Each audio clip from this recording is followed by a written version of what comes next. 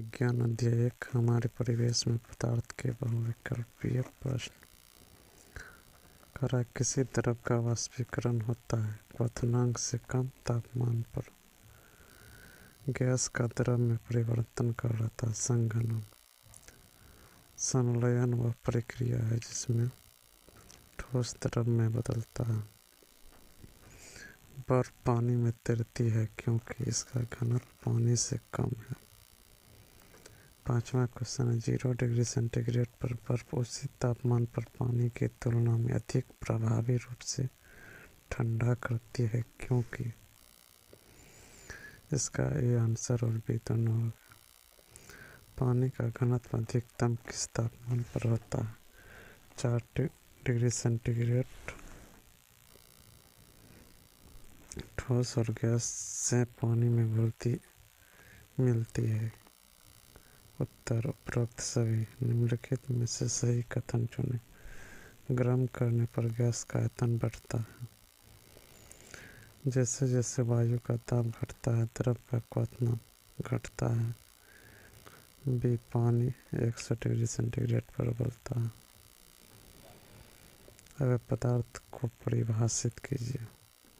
उत्तर कोई भी वस्तु जो स्थान गिरती है और जिनका द्रव्यमान होता है उसे पदार्थ कहते हैं। उदाहरण सहित पदार्थ की विभिन्न अवस्थाओं का वर्णन कीजिए। उत्तर पदार्थ की 3 विभिन्न अवस्थाएं होती है सॉलिड, लिक्विड और गैस। विसरण क्या है एक पदार्थ के अणुओं का दूसरे पदार्थ के अणुओं के साथ आपस में मिलना विसरण कहलाता है। तापमान बढ़ाने पर विसरण की दर पर क्या प्रभाव पड़ता है। उत्तर तापमान बढ़ने के साथ साथ विसरण की दर भी बढ़ जाती है क्योंकि कण ऊर्जा प्राप्त करते हैं और अधिक कंपन करते हैं। उस पदार्थ की अवस्था का नाम बताइए जिसमें बाहरी बल लगने पर भी अपना आकार बनाए रखने की प्रवृत्ति होती है ठोस। 6वां क्वेश्चन गलनांक को परिभाषित कीजिए। वह तापमान जिस पर कोई ठोस वायुमंडलीय दाब पर पिघल कर द्रव बन जाता है उसका गलनांक कहलाता है। क्वथनांक को परिभाषित कीजिए। उत्तर वायुमंडलीय दाब पर वह तापमान जिस पर कोई द्रव उबलना शुरू कर देता है उसका क्वथनांक कहलाता है। वाष्पीकरण की गुप्त ऊष्मा को परिभाषित कीजिए। वाष्पीकरण की गुप्त ऊष्मा वह ऊष्मा ऊर्जा है जो वायुमंडलीय दाब पर 1 किलोग्राम द्रव को उसके क्वथनांक पर गैस में परिवर्तित करने के लिए आवश्यक होती है। 9वां क्वेश्चन संलयन की गुप्त ऊष्मा को परिभाषित कीजिए। संलयन की गुप्त ऊष्मा वह ऊष्मा ऊर्जा है जो 1 किलोग्राम ठोस को उसके गलनांक पर द्रव में परिवर्तित करने के लिए आवश्यक होती है। प्रश्न नंबर 10वां ऊर्ध्वपातन को परिभाषित कीजिए। ऊर्ध्वपातन गैसीय अवस्था का द्रव अवस्था से गुजरे बिना सीधे ठोस अवस्था में परिवर्तन है और इसके विपरीत भी। शुष्क बर्फ क्या है। उत्तर कार्बन डाइऑक्साइड गैस को ठंडा करके और उस पर दबाव डालकर प्राप्त ठोस कार्बन डाइऑक्साइड। यह पिघलती नहीं इसलिए इसे शुष्क बर्फ कहते हैं। आर्द्रता क्या है। हवा में जल वाष्प होती है जल युक्त इस हवा को आर्द्र हवा कहते हैं और इस घटना को आर्द्रता कहते हैं। ठोस के 2 गुण बताइए। ठोस का आकार स्थिर होता है और वे कठोर होते हैं। ठोस को संपीड़ित नहीं किया जा सकता है। ठोस कार्बन डाइऑक्साइड शुष्क बर्फ पर दबाव कम करने पर क्या होगा। उत्तर ठोस कार्बन डाइऑक्साइड पर दबाव कम करने पर यह पिघले बिना सीधे गैसीय अवस्था में परिवर्तित हो जाएगा।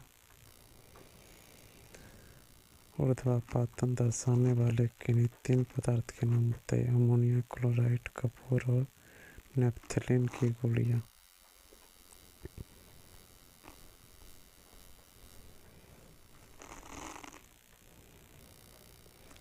स्पंज ठोस होता है फिर भी हम इसे संपीड़ित कर सकते हैं क्यों। उत्तर स्पंज एक ठोस पदार्थ है जिसमें सूक्ष्म छिद्र होते हैं। जब हम स्पंज को दबाते हैं तो इन छिद्रों में मौजूद हवा बाहर निकल जाती है और इस प्रकार हम इसे संपीड़ित कर पाते हैं। 17 नंबर का सामान्य वायुमंडलीय दाब क्या है? समुद्र तल पर वायुमंडलीय दाब एक वायुमंडलीय होता है और इसे सामान्य वायुमंडलीय दाब माना जाता है। केल्विन क्या है? केल्विन तापमान की असाई इकाई है। विसरण के दो उदाहरण: पानी में घुली दूध की बूंदें और कमरे में छिड़का गया इत्र। वह तापमान बताइए जिस पर जल दो अलग अलग अवस्थाओं में मौजूद होता है। उत्तर: 0 डिग्री सेंटीग्रेड पर जल ठोस या द्रव अवस्था में हो सकता है। 100 डिग्री सेंटीग्रेड पर जल द्रव या गैसीय अवस्था में हो सकता है। बर्फ के भरे कांच के पात्र की बाहरी सतह पर पानी की बूंदें क्यों जमा हो जाती है? उत्तर: हवा में मौजूद जल वाष्प पात्र की ठंडी बाहरी सतह के संपर्क में आती है, जिससे वह संघनित होकर पानी की बूंदों में बदल जाती है। समझाइए कि ठोसों का आकार स्थिर क्यों होता है जबकि द्रवों और गैसों का आकार स्थिर नहीं होता। उत्तर: ठोसों का आकार उनके बीच प्रबल आणविक आकर्षण बल के कारण स्थिर होता है। द्रवों और गैसों में अणुओं के बीच अंतराण्विक आकर्षण बल कम होता है, इसलिए वे प्रवाहित हो सकते हैं और पात्र का आकार ले सकते हैं।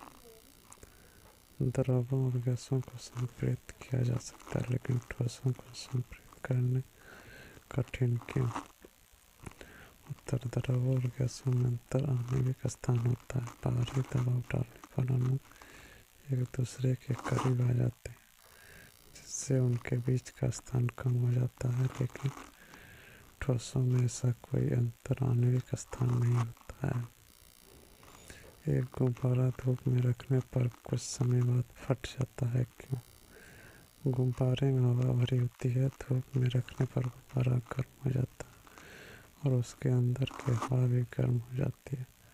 हवा के अणुओं को ऊर्जा मिलती है और वे तेजी से कंपन करने लगते हैं, जिससे गुब्बारे की दीवारों पर बल लगता है। गैसों के इस विस्तार के कारण गुब्बारा फट जाता है। गर्म और उमस भरे दिन में लोगों को इतना पसीना क्यों आता है? उत्तर: गर्म और उमस भरे दिन में गर्मी के कारण हमारा शरीर ठंडा होने के लिए पसीना बहाना शुरू कर देता है, यानी वाष्पीकरण द्वारा ठंडक मिलती है। लेकिन उमस भरे दिन में हवा में पानी की मात्रा कम हो जाती है, इसलिए पसीना दिखाई देता है। वाष्पीकरण और क्वथन में अंतर। 7वां क्वेश्चन: अधिक ऊंचाई वाले स्थानों पर प्रेशर कुकर का उपयोग करना क्यों उचित है? उत्तर: अधिक ऊंचाई वाले स्थानों पर वायुमंडलीय दबाव कम होता है और पानी बहुत जल्दी उबलता है और इस तेजी से वाष्पित हो जाता है, इसलिए खाना पकाने की प्रक्रिया को तेज करने के लिए दबाव की आवश्यकता होती है। यह प्रेशर कुकर के उपयोग से किया जाता है, जो बर्तन के अंदर दबाव पर रहता है और भोजन को तेजी से पकाता है। द्रव क्या है? पदार्थ की वे अवस्थाएं जो अंतर आणविक आकर्षण बल के कम होने के कारण प्रवाहित हो सकती हैं, द्रव और गैस कहलाती है। 1 किलोग्राम रुई और 1 किलोग्राम रेत में से कौन अधिक सघन है, क्यों? 1 किलोग्राम रेत 1 किलोग्राम रुई से अधिक सघन है क्योंकि द्रव्यमान आयतन रुई का आयतन रेत से अधिक होता है और घनत्व तथा आयतन व्युत्क्रमानुपाती होता है। कमरे के तापमान पर पानी द्रव अवस्था में क्यों होता है? उत्तर: कमरे के तापमान पर पानी के अणुओं में कुछ अंतर आणविक आकर्षण बल होता है और कमरे का तापमान इन अणुओं को उनके आकर्षण बल को दूर करने के लिए पर्याप्त ऊष्मा प्रदान नहीं कर सकता है, इसलिए वे द्रव अवस्था में ही रहते हैं। ठोस, द्रव और गैस के बीच अंतर बताइए। कर have a strong intermolecular force, weak intermolecular force, very weak intermolecular force, very less intermolecular space, large intermolecular space, very large intermolecular space have definite shape and volume, do not have definite shape but have definite volume. No definite shape and volume have high density. Density is low, very low density. Solid cannot be compressed. Liquid can be compressed. Gas can be higher compressed. कपास ठोस है लेकिन पानी पर तैरती है, क्यों? उत्तर, कपास में बड़ी संख्या में छिद्र होते हैं जिनमें हवा भरी होती है, इससे इसका घनत्व कम हो जाता है और आयतन बढ़ जाता है, इसलिए कपास पानी पर तैरती है। लेकिन जब ये छिद्र पानी से भर जाते हैं तो यह डूबने लगता है। ठोस पदार्थ सामान्यतः द्रवों और गैसों से अधिक सघन क्यों होता है?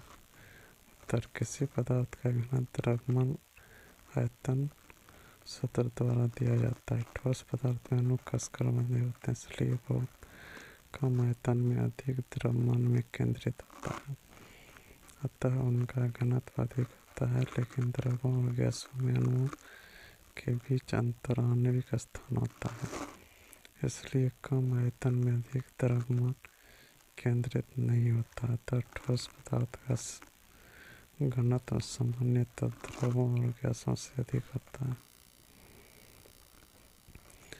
गर्म धूप वाले दिन लोग छत या खुली जमीन पर पानी क्यों छिड़कते हैं?